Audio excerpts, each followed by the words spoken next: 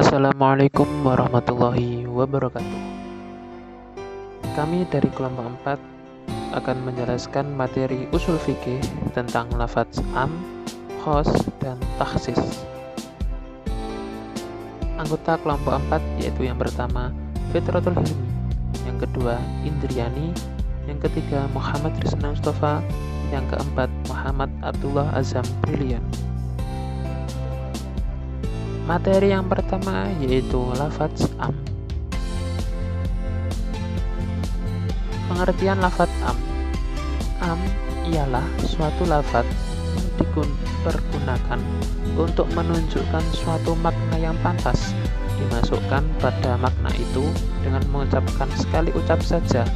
Seperti kata ar-rijal, makna lafadz ini meliputi semua laki-laki. Mana Khalil Al-Qotton mendefinisikan am sebagai berikut, yaitu lafadz yang menghabiskan atau mencakup segala apa yang pantas baginya tanpa ada pembatasan. B. Bentuk lafadz am, yaitu A. Lafadz mencakup seluruh satuan yang tidak terbatas jumlahnya.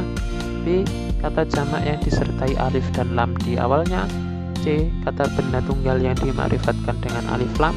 D. Lafadz asma' al-mausul. E. Lafadz asma' al-syart. F. Isim nakirah dalam susunan kalimat naif negatif.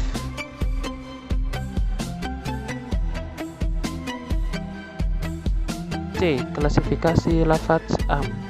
Yang pertama, am yang tetap dimaksudkan untuk keumumannya. Contohnya pada Quran surat Al-Kahfi ayat 49.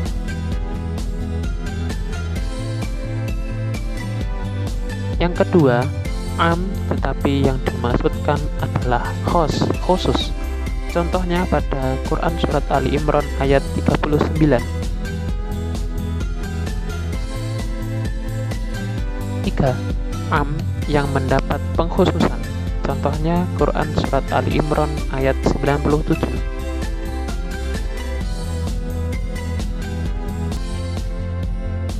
Materi selanjutnya yaitu lafadz khos. Pengertian lafadz khos.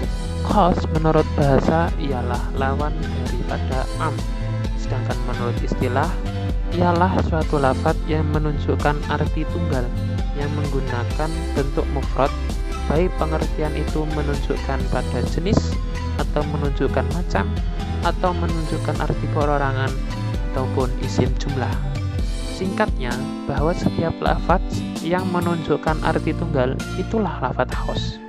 Dan menurut kesepakatan para ulama bahwa setiap lafadz yang khos menunjukkan pengertian yang qat'i, pasti, yang tidak mengandung adanya kemungkinan-kemungkinan yang lain. Bentuk-bentuk lafadz khos ada dua, yaitu yang pertama mutlak.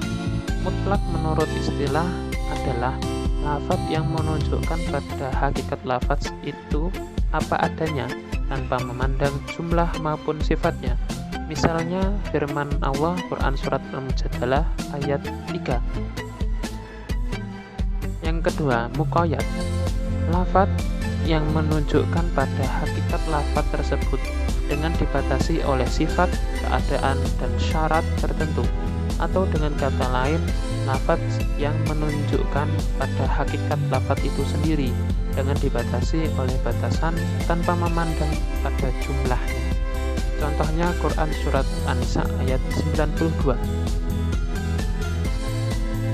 Klasifikasi lafadz khos.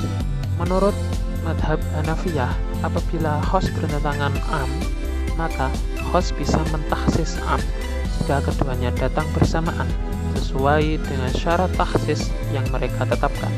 Tetapi apabila keduanya tidak bersamaan, bila am datang belakangan berarti menasah atau menghapus yang khos, dan bila yang khos belakangan berarti menasah atau menghapus bagian satuan am.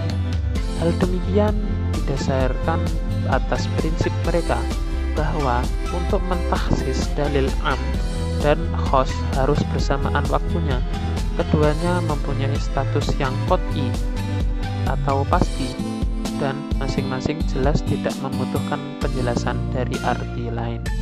Sedangkan jumhur fuqaha berpendapat bahwa tidak ada pertentangan antara am dan khos. Bila keduanya dihadirkan dalam waktu dan tempat yang sama, maka akan nampak bahwa yang khos berfungsi menjelaskan yang am.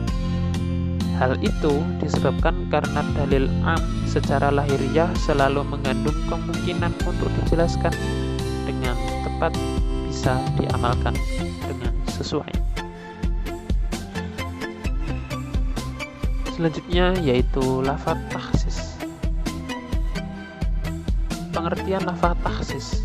Takhsis ialah menyebut sebagian benda dari yang umum atau mengeluarkan satuan-satuan materi dari yang umum, sedangkan satuan lainnya belum atau tidak disebutkan. Dengan demikian, keumumannya masih berlaku bagi satuan yang tersisa. Takhsis bisa dengan kata-kata Al-Quran dan hadis, dan juga dengan dalil-dalil syara' berupa ijma', qiyas, dan dengan dalil akal. Nasakh hanya bisa dengan kata-kata. Takhsis hanya masuk pada dalil umum, sedangkan nasakh bisa masuk kepada dalil umum maupun khusus. Klasifikasi lafaz takhsis. Takhsis yang terpisah dari lafaz am terbagi 3, yaitu 1. Takhsis dengan nas, baik nas Al-Quran atau sunnah. Takhsis dengan akal pemikiran, baik melalui penyaksian maupun melalui pemikiran. Yang ketiga, takhsis dengan adat.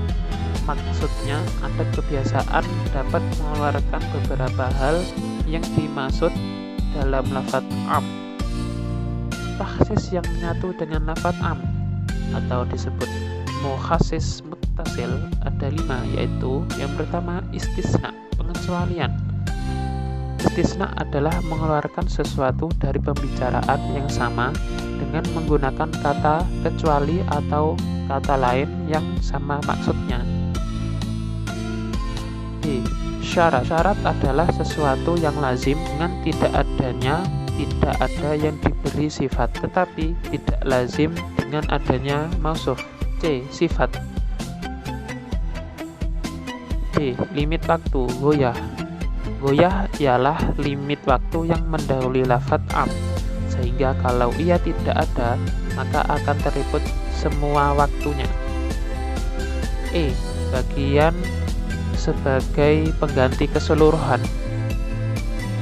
Macam-macam lafaz takhsis, yaitu A. Takhsis Al-Quran dengan Al-Quran, takhsis Al-Quran dengan sunnah, takhsis sunnah dengan Al-Quran, takhsis sunnah dengan sunnah, takhsis dengan ijma', takhsis dengan qiyas. Itu tadi adalah penjelasan materi usul fikih tentang lafaz am, khos, dan takhsis.